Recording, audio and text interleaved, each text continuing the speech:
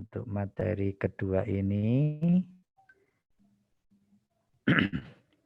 Ya, suara saya terdengar jelas ya di sana? Baik, terima kasih. Iya, mudah-mudahan tidak ada gangguan sinyal lagi nih di tengah jalan nanti. Baik, untuk tampilan ini kira-kira dari kostumnya menurut Bapak Ibu sekalian cukup representatif belum? Ya, cukup Pak. Cukup. Baik ya, jadi penjamak makanannya ada pakai penutup kepala ya. Kemudian bajunya sangat keren ya. Kemudian tampilannya bersih, rapi gitu ya. Oke. Nah, ini adalah ciri khas dari penjamah makanan yang profesional. Jadi Bapak Ibu, harapan kami semua dari Dinas Kesehatan, dari suku Dinas Kesehatan wilayah ya, itu penjamah makanan adalah profesional dan minimal ditampilkan dari performanya, dari penampilannya terlebih dahulu.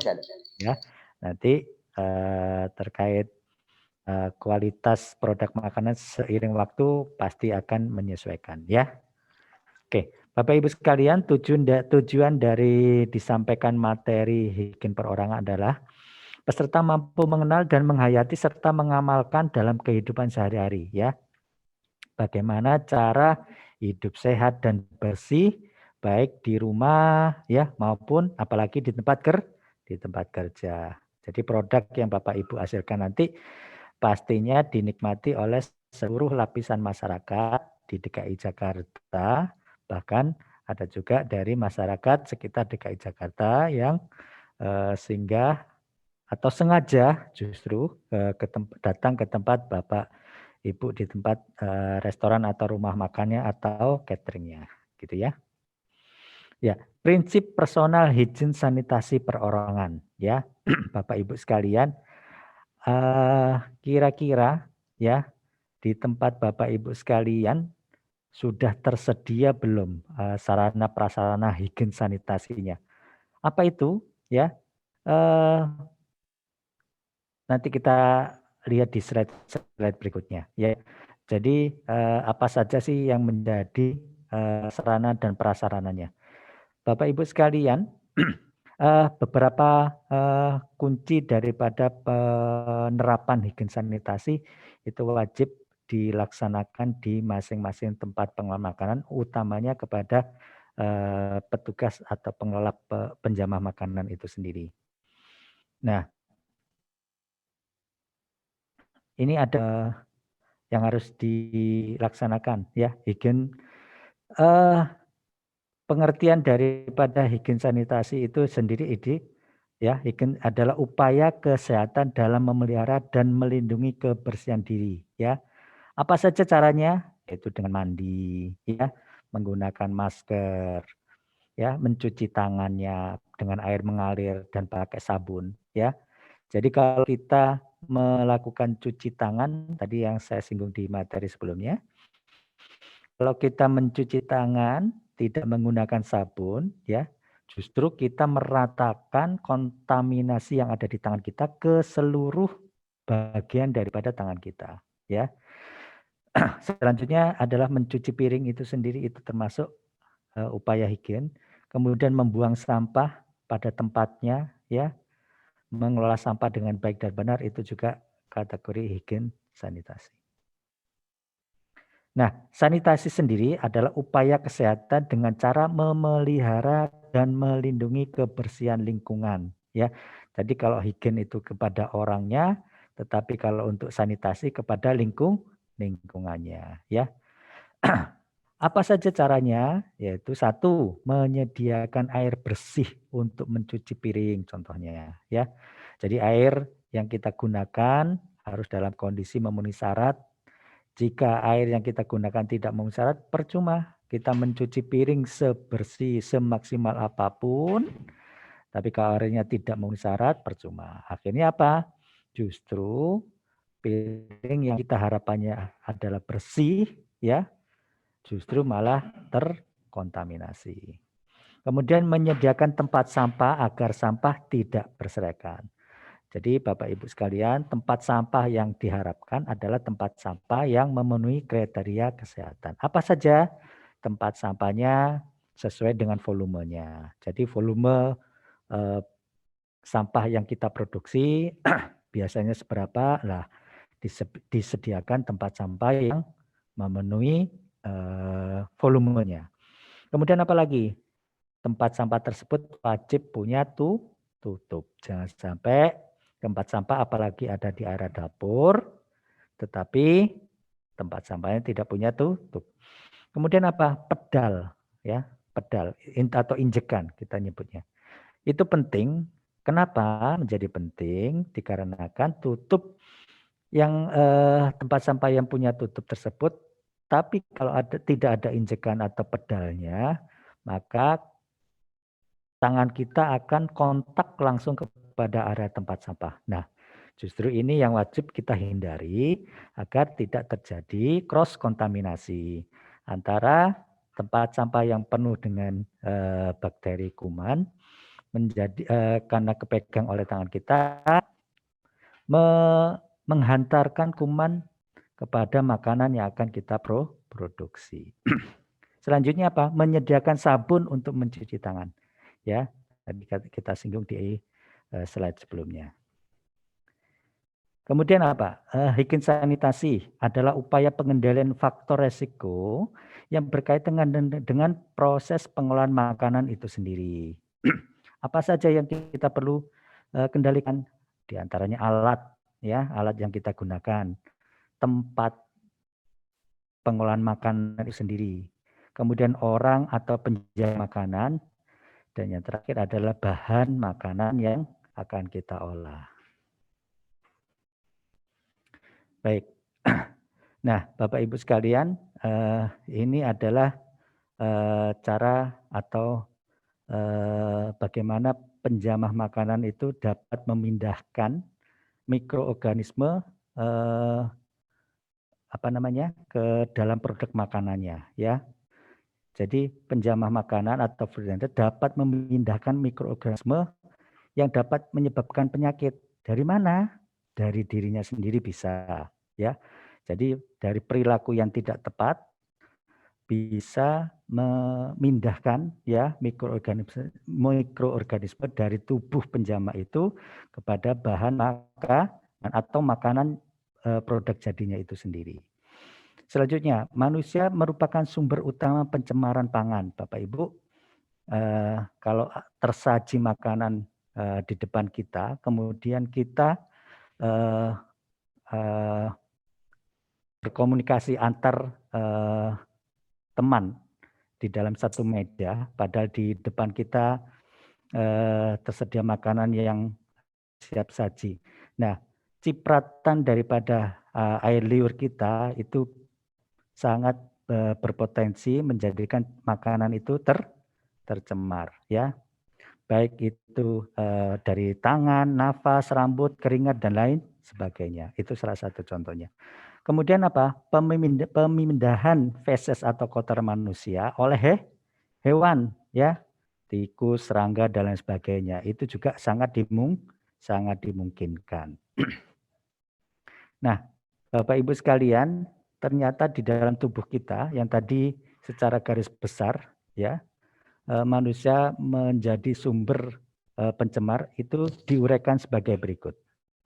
Dari gambar ini, dari ujung rambut sampai ujung kaki, ternyata bagian tubuh kita itu semuanya bisa mengandung atau bisa menghantarkan sumber penyakit kepada makanan. Apa saja? Contohnya Staphylococcus, ya. Kemudian ada yang paling banyak memang Staphylococcus, ada pneumonia, ada influenza, ya, dan lain sebagainya. Nah, Bapak Ibu bisa lihat satu persatu bagian tubuh kita bisa mengakibatkan atau menghantarkan penyakit ke dalam produk makanan. Nah, ini adalah yang disebut dengan penjamah apa saja sih? Nah, tadi kita singgung di materi pertama. Apa sih yang disebut dengan penjamah? Yaitu pertama, orang yang belanja di pasar. Itu sudah kategori penjamah. Kemudian apa lagi? Orang yang memilih bahan yang akan diolah. Contohnya di sebuah restoran ada ditunjuk sebagai orang yang mensortir atau menerima barang, ya. Supplier masukin barangnya, kemudian ditunjuk satu orang untuk sebagai penerima. Nah, dia memilah mana yang layak diterima, mana yang tidak. Itu sudah disebut sebagai penjaman juga. Kemudian yang selanjutnya adalah orang yang memasak makanan. Udah otomatis ya, cooker ya, chef dan lain sebagainya. Itu semuanya adalah sebagai penjamah. Kemudian orang yang menata makanan. Jadi setelah makan diolah sedemikian rupa, kemudian disusun atau ditata di tempat-tempat yang sudah sebagai standar di restoran tersebut contohnya, atau di catering ya, menata untuk disajikan dalam misalkan dalam kotak-kotak tertentu ya, mau di packing ya contohnya, atau mau didistribusikan ke tempat lain contohnya, itu juga kategori penjamah. Kemudian orang yang mencicipi makanan ya, quality controlnya. Kemudian orang yang menyajikan makanannya, itu sudah juga disebut sebagai penjamah makanan. Kemudian apa pekerjaan dari penjamah makanan? Adalah orang yang secara langsung berhubungan dengan makanan dan peralatan dari mulai tahap persiapan, pembersihan, pengolahan, dan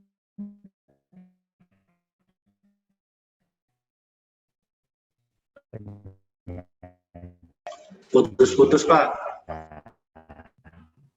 ya. Sekarang sudah terdengar jelas? Masih putus-putus. Terus, oke. Oke, sambil lanjut kita coba. Oke, prinsip higien perorangan ya, prinsip daripada higien perorangan adalah satu, mengetahui sumber cemaran dari tubuh. Tadi yang slide sebelumnya ya, bahwasanya tubuh kita semua ini mengandung sumber cemaran ya. Kita harus ketahui itu ya. Kemudian perlakuan-perlakuan untuk mencegah cemaran tersebut ya, apa saja. Kita juga wajib tahu tersebut sehingga cemaran tersebut bisa kita minimalisir ya. Kemudian beberapa cara higien dalam menangani makanan. Bapak Ibu sekalian, contohnya kalau tangan kita luka ya, tangan kita luka. Nah, itu penutupan luka. Tujuannya apa? Agar kontaminasi dari kuman yang ada di dalam luka terhadap makanan kita bisa hindari. Ya. Kemudian apa lagi? Kuku yang panjang, ya. Jadi kalau penjamah makanan berkuku panjang itu tidak layak untuk mengolah makanan. Karena apa? Di dalam kuku yang panjang itu sangat mungkin tersimpan daripada kuman-kuman atau bakteri tertentu yang bisa mengakibatkan kontaminasi terhadap pangan. Kemudian apa? Perilaku merokok dan lain sebagainya ya. Nanti kita bahas di slide selanjutnya. Faktor resiko sumber cemaran utama yang penting untuk diketahui ya, tangan ya. Tangan kita itu pasti sangat banyak terkandung kontaminasi, baik itu dari cemaran fisik, cemaran kimia maupun cemaran bakteriologis. Apa cemaran fisik? Contohnya debu ya, kemudian kotoran yang di ujung-ujung jari kita bisa sangat mungkin. Kemudian kotoran dari hidung ya. Kalau kita korek-korek hidung, nah otomatis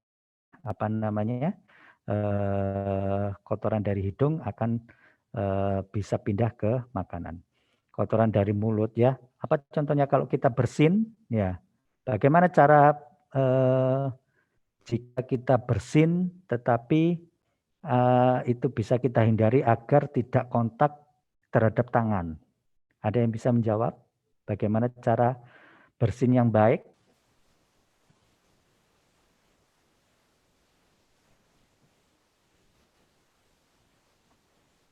Cara bersin yang baik? Pakai sikut. Paket.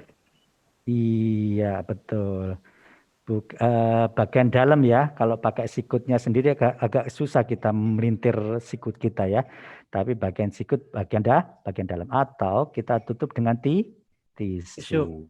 Ya, betul. Sehingga kontak air droplet, air liur itu tidak langsung ke dalam tangan. Kemudian dari kulit kita, ya makanya Bapak Ibu sekalian, di antara higien perorangan ini kita harus wajib mandi karena di permukaan kulit kita itu sangat banyak kontaminasinya. Apalagi rambut ya, Bapak Ibu berangkat dari rumah ya.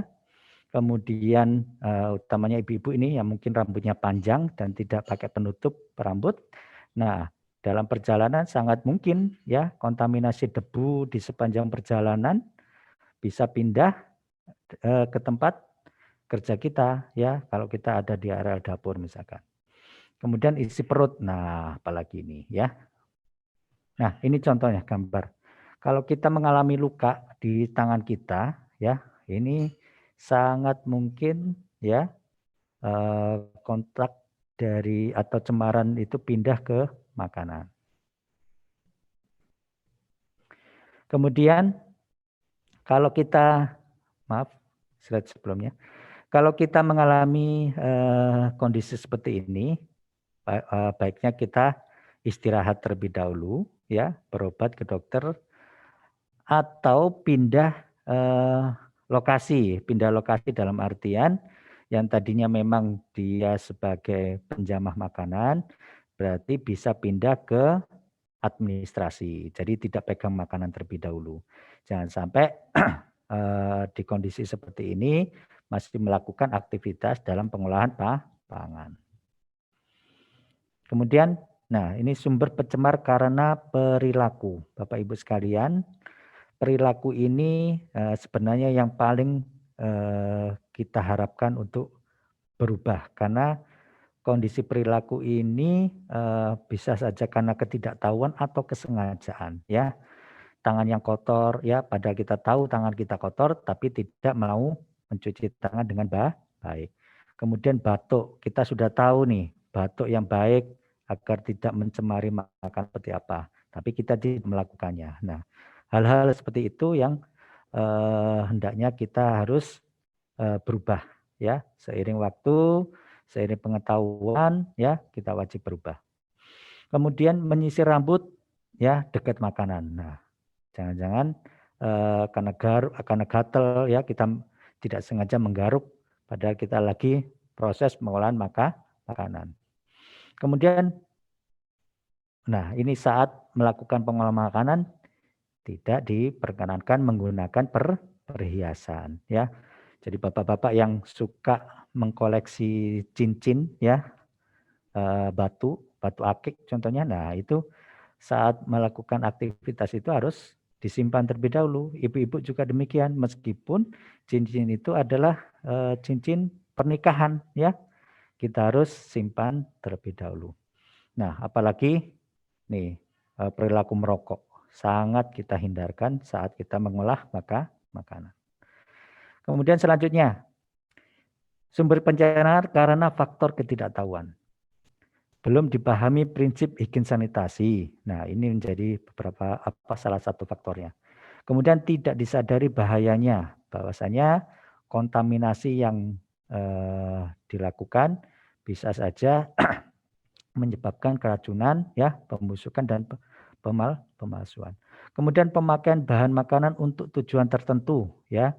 Pemakaian bahan palsu, bahan yang rusak, kualitas rendah, persaingan bisnis dan sebagainya.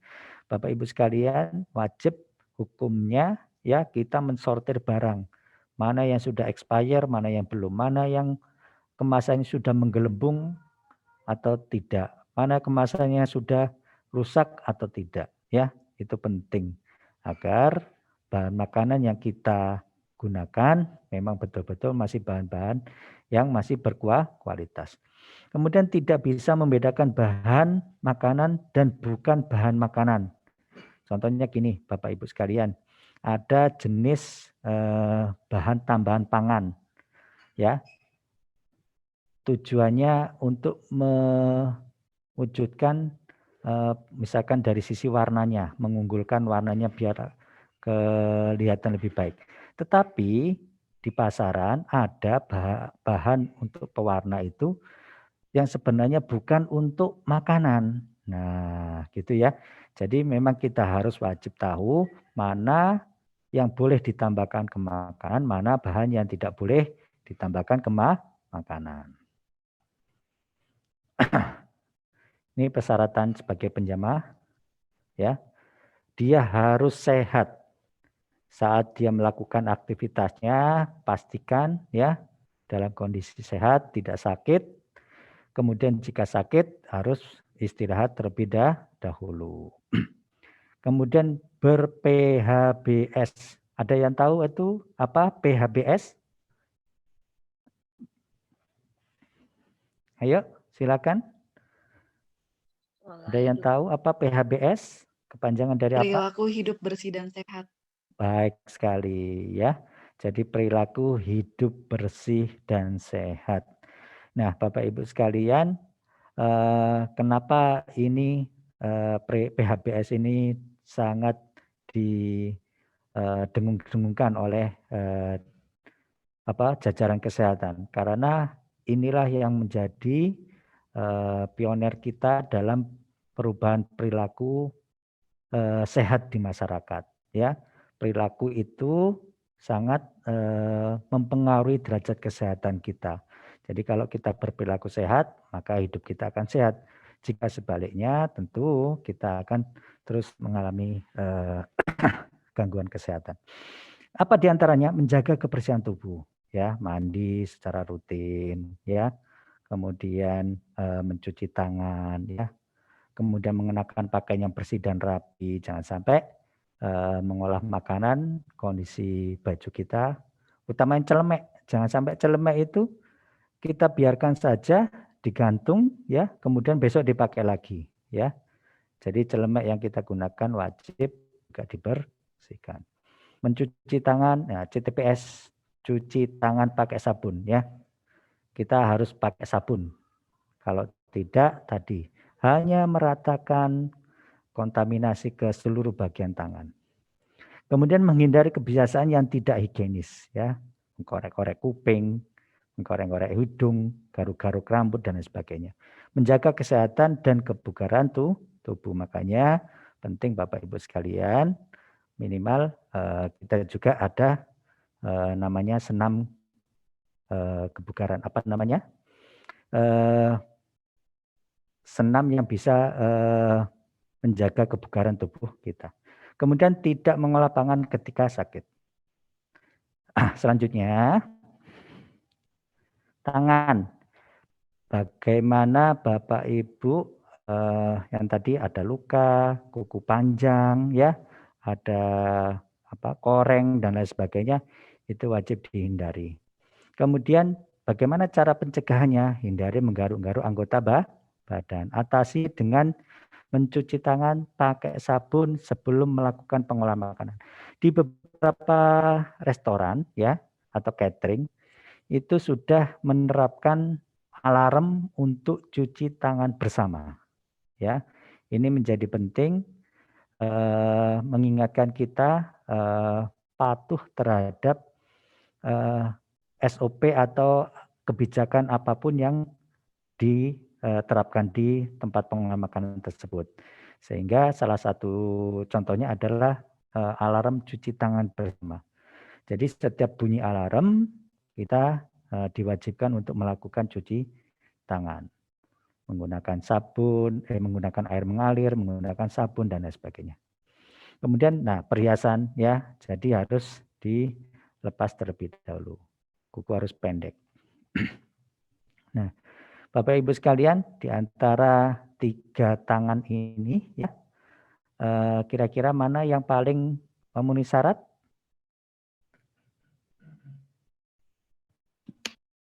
Mana? Paling kiri, Pak. Iya, paling kiri. Ya. Kemudian yang di tengah meskipun kukunya agak pendek, tetapi dikasih pewarna. Nah, ini juga tidak diperbolehkan. Kemudian kalau ada luka, ya, itu wajib ditutup menggunakan plester sehingga kontak dari luka ke makanan tidak terjadi.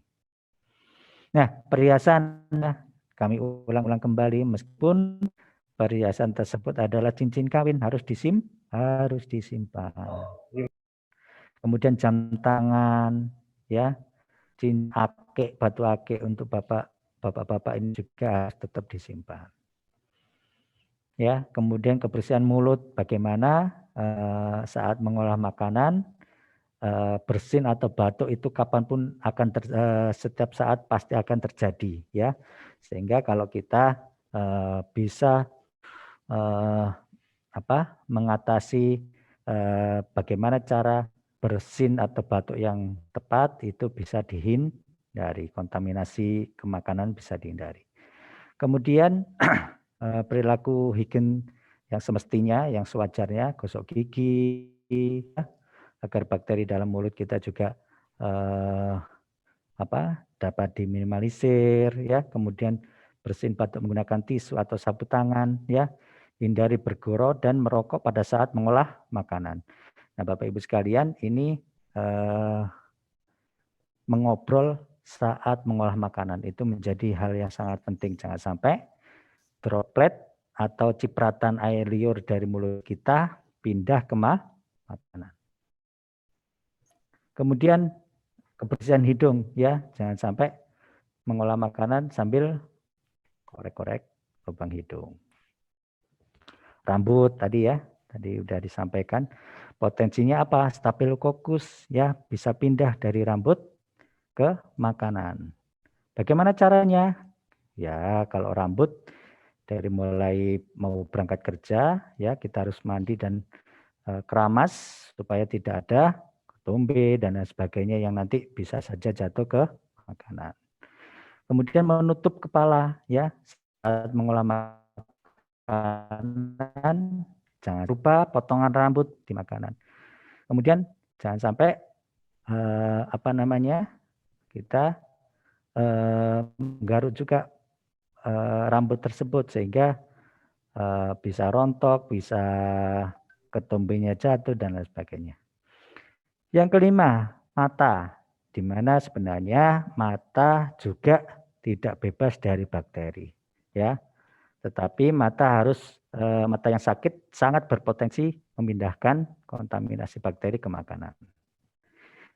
Apalagi saat di antara karyawan ada yang sakit mata. Nah, ini berpotensi terjadi penularan di tempat kerja tersebut. Nah, Bapak Ibu sekalian, pakaian kerja harus dibedakan mana pakaian bekerja dan bukan pakaian kerja. Di mana setiap kita berangkat kerja itu masih disebut pakaian rumah, ya, belum pakaian kerja. Nyampe di tempat kerja kita wajib ganti pakaian kerja. Kenapa?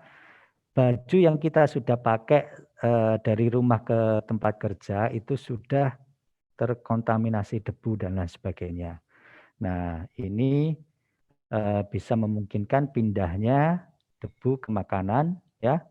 Bahkan kuman-kuman yang kita bawa dari rumah di perjalanan sampai ke tempat kerja itu juga bisa mencemari makanan. Kemudian pada saat mengolah makanan tentunya pakaian standar saja, celemek yang bersih, tutup kepala, sarung tangan, ya, dan masker jika diperlukan. Bapak Ibu sekalian, di masa pandemi ini masker menjadi faktor utama. Ini adalah pakaian juru masak, ya. Tadi seperti slide pembuka ada penutup kepala, pakaian yang bersih, ya, celemek, itu menjadi pakaian standar dari seorang penjamah makanan. Dipakai hanya di tempat kerja, ya. Yang membedakan pakaian kerja dan bukan pakaian kerja adalah hanya dipakai di tempat kerja. Kemudian sebaiknya memiliki 2 setel pakaian minimal, ya, lebih baik. Nah, mengorek lubang hidung. Ini salah satu perilaku yang tidak baik atau tidak diperkenankan saat mengolah makanan. Merokok, ya. Kemudian memakai jam tangan saat mengolah makanan itu juga tidak diperkenankan. Nih, bakteri dari mulut dan bibir dapat pindah ke tangan sehingga dapat mencemari makanan. Abu rokok dapat juga jatuh ke dalam makanan sehingga mengurangi citra makanan. Selanjutnya menimbulkan bau asap rokok yang dapat mengotori udara dan dapat meresap ke dalam makanan. Tuh, beberapa contoh contoh tidak baik dari mengolah makanan masih menggunakan jam tangan, cincin, ya. Kemudian pegang uang dan dia juga pegang makanan. Jadi Bapak Ibu sekalian, inilah adalah hal-hal yang biasa kita lihat sehari-hari pada saat orang mengolah makanan. Dan ini tentunya adalah perilaku yang tidak dibenarkan. Kemudian selanjutnya, nah bisa dilihat di tanda merah, ya, bulatan. Boleh di mute dulu ini suaranya. Iya. Di tanda merah ini contohnya, ya. Jadi makanannya ada di sini, kemudian mengambil bahan atau lain sebagainya. Jadi kontaminasi dari ketek ke makanan itu sangat dimungkinkan, ya. Apalagi yang ini menggunakan lengan pendek, ya. Nah, cucuran keringatnya bisa saja jatuh ke makanan, ya. Rambutnya tidak pakai penutup, ya. Kemudian tangannya juga tidak menggunakan sarung tangan. Nah, itu potensi banyak banget ini. Nah, ini rambut tidak menggunakan penutup kepala juga, menggaruk-garuk rambut, ya. Apalagi kalau sampai meludah sembarangan. Bagaimana cara menjaga kebersihan yang baik? Ya, mandi secara teratur dengan menggunakan sabun, ya, dan air yang bersih, ya. Air yang digunakan adalah tentunya air yang sudah, ini kalau di tempat kerja, ya, air yang sudah memenuhi kriteria kesehatan atau memenuhi syarat. Kemudian menyikat gigi, ya, berpakaian yang bersih, biasakan membersihkan kotoran atau hidup secara teratur. Nah, apalagi kalau kita sudah sehabis melakukan buang air besar, ya. Jadi tangan kita pasti terkontaminasi tinja, sehingga kita wajib mencuci tangan menggunakan sabun agar apa? Tadi di slide materi yang saya sebelumnya, agar kita tidak seolah-olah kita makan tinja. Apa? Kok bisa dikatakan makan tinja? Karena kita tangan kita sudah kontak langsung dengan tinja dan tangan kita pegang makanan yang akan diolah. Nah, itu sehingga ada kontak langsung antara tinja dengan makanan. Secara cerita tadi, apa namanya? Karena tidak mencuci tangan dengan sabun.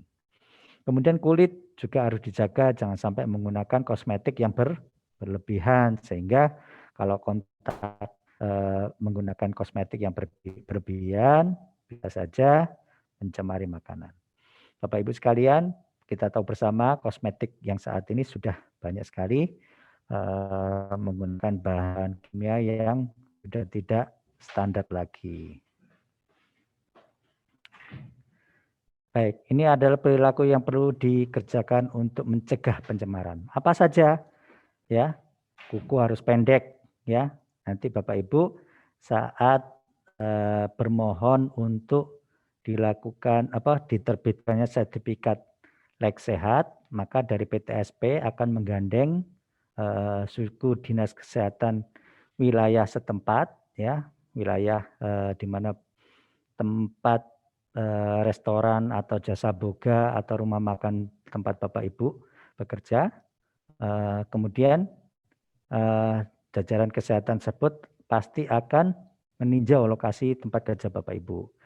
Akan dinilai bagaimana dari A sampai Z cara pengolahan makanan di tempat Bapak Ibu. Di antaranya akan periksa kuku, ya, dan lain sebagainya. Sehingga pastikan kuku harus pendek setiap hari, ya. Jangan sampai ditemukan penjamah makanan yang berkuku panjang. Kemudian kulit harus selalu ke dalam keadaan bersih, bebas dari kosmetik, ya, kutek contohnya tadi di kuku. Kemudian bebas dari luka, ya, kalau ada luka langsung diplester. Kemudian membersihkan tangan dengan sabun dan air yang bersih. Nah, jauhkan perilaku yang tidak baik seperti contohnya menggaruk-garuk kulit, ya, kemudian rambut, lubang hidung, telinga, dan lain sebagainya. Hindari menyisir rambut di dekat makanan. Mencicipi makanan dengan jari atau menjilat pada sendok yang langsung dipakai untuk mengaduk makanan. Nah, ini juga perlu dihindari. Mengolah makanan tanpa alas tangan, ya, Bapak Ibu. Di gambar-gambar yang tadi sangat jelas terlihat bahwasanya bagaimana orang menyajikan makanan tanpa sarung tangan. Nah, itu menjadi kontaminasi terhadap makanan. Apalagi sampai meludah sembarangan. Kemudian anjuran praktis yang harus ditaati oleh penjamah makanan, ya. Dilarang merokok, dilarang meludah sembarangan, cucilah selalu tangan menggunakan sabun, ya. Baik itu setelah buang air besar atau air kecil, buang air besar maupun buang air kecil. Kemudian saat kita akan mengolah makanan. Ini seperti itu Bapak Ibu sekalian. Kemudian beberapa hal yang cara higien dalam menangani makanan, ya Bapak Ibu. Nanti ada materi tentang prinsip-prinsip higien sanitasi. Nah, wajib disimak di situ. Bagaimana prinsip-prinsip itu harus dilakukan dari tahap 1 sampai tahap akhirnya, ya. Menempatkan makanan dengan wadah tertutup. Bapak Ibu sekalian, intinya makanan itu kan tidak boleh terkontaminasi apapun, ya. Baik cemaran fisik, cemaran kimia, cemaran bakteriologis, dan juga cemaran radioaktif. Makanya salah satu caranya adalah bagaimana menghindari cemaran debu, ya kita tutup. Bagaimana cara menghindari cemaran mikrobiologis, ya kita tutup agar lalat tidak hinggap di situ. Kemudian bagaimana cara menghindari cemaran kimia, ya kita pilih bahan-bahan yang memang tidak ada kontaminasi bahan kimianya. Apa contohnya? Jangan sampai memilih bahan yang kontaminasi dengan formalin. Jangan sampai memilih bahan yang terkontaminasi borak. Itu salah satu contohnya untuk cemaran kimia. Kemudian hindari cara penempatan dengan tumpang tindih, ya Bapak Ibu sekalian. Contohnya gini, piring, ya. Piring yang kita gunakan, ya, itu sering sekali kalau kita lihat di saya nggak sebut itu restoran apa, tetapi gini, misalkan setelah dihidangkan di meja makan, ya, kemudian piringnya ditumpuk lagi di atas tangan, ya, kemudian tumpuk.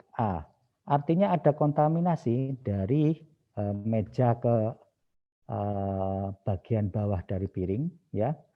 Kemudian piring ditumpuk. Nah, ada juga bagian bawah piring kepada makanan yang ada di bawahnya. Nah, itu juga perlu kita hindarkan. Hal-hal yang simpel sebenarnya kita sudah tahu bersama. Pada intinya bagaimana agar kontaminasi terhadap makanan itu kita hindarkan sekecil apapun. Nih lebih detailnya lagi bagaimana personal hygiene itu dilakukan. Dari mulai kulit bersih dan sehat, kemudian rambut diberikan penutup, ya, kebersihan mata, kebersihan nafas, kebersihan telinga, kebersihan gigi, ya. Jadi kalau kita berusaha untuk menjaga semuanya, insya Allah dalam pengolahan makanan, kontaminasi sekecil apa kita juga bisa hindarkan. Kemudian setiap penjama makanan wajib dilakukan pemeriksaan kesehatan. Berapa sekali? Berapa tahun sekali?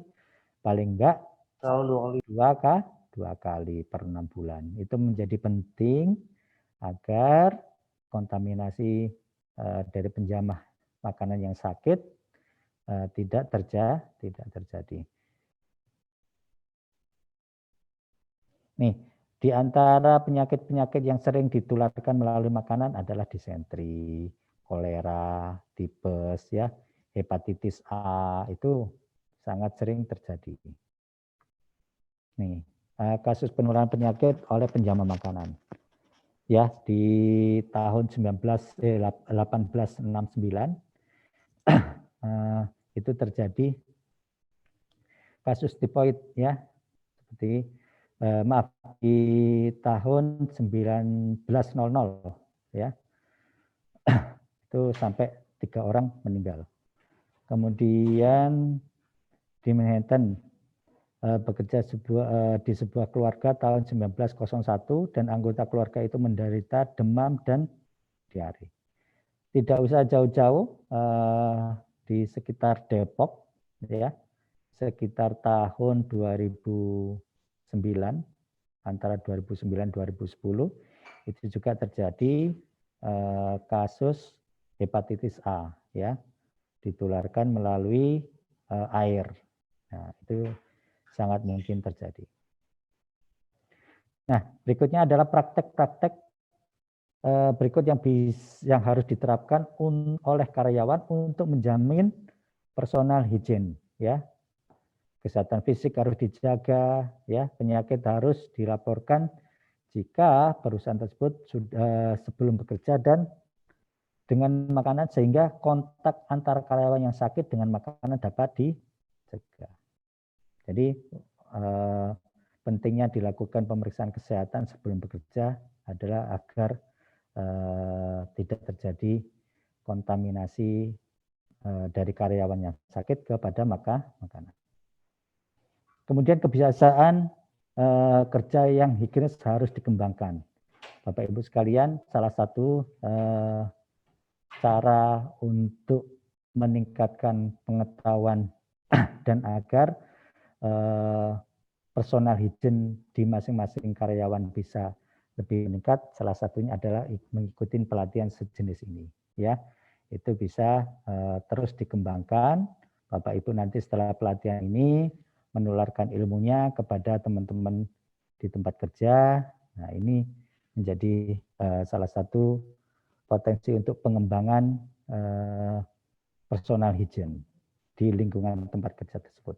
Kemudian selama bekerja tangan harus selalu dicuci, ya, baik setelah menggunakan toilet, setelah membuang sampah, ya, kemudian setelah menangani daging yang mentah. Jangan sampai habis motong daging, kemudian kita pindah ke tempat produk yang sudah jadi untuk melakukan packing dan sebagainya. Nah, itu juga sangat beresiko. Setelah kita pegang telur, ya, kemudian pindah pegang minuman. Nah, itu juga tidak tepat. Setelah kita pegang uang, kemudian kita pegang makanan. Itu juga tidak tepat. Kemudian yang kelima, kebersihan diri harus dipelihara. Wajib mandi, potong kuku, ya, bersihkan hal-hal yang perlu kita lakukan untuk dibersihkan, ya, lubang hidung, lubang telinga dan sebagainya. Kemudian tangan karyawan dilarang menyentuh peralatan dan fasilitas untuk digunakan dalam makanan, ya. Kemudian gunakanlah sarung tangan yang sekali pakai untuk digunakan jika diperlukan.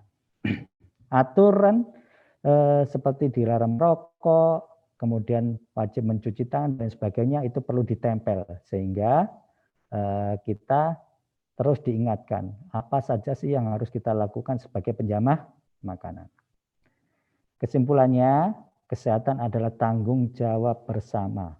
Ya, Bapak Ibu sekalian, sekarang menjadi penjamah makanan, pasti Bapak Ibu mempengaruhi kesehatan orang lain. Siapa itu? Yaitu adalah customer Bapak Ibu sekalian. Sehingga kalau Bapak Ibu sehat, customer juga akan sehat. Bentuk tanggung jawab yang paling sederhana antara lain, penjamah harus sehat, berperilaku hidup bersih dan sehat, peduli terhadap akibat yang mungkin timbul, ya, akibat perilaku yang tidak sehat. Jadi Bapak Ibu harus selalu menjaga hal itu, karena apa yang Bapak Ibu lakukan pasti mempengaruhi kesehatan customer Bapak Ibu sekalian. Itu yang bisa kami sampaikan. Mudah-mudahan menambah wawasan, menambah pengetahuan bagi yang tadinya belum mengetahui bagaimana cara bersin yang baik, cara batuk yang baik, mudah-mudahan itu bisa diterapkan. Baik, saya kembalikan lagi kepada moderator.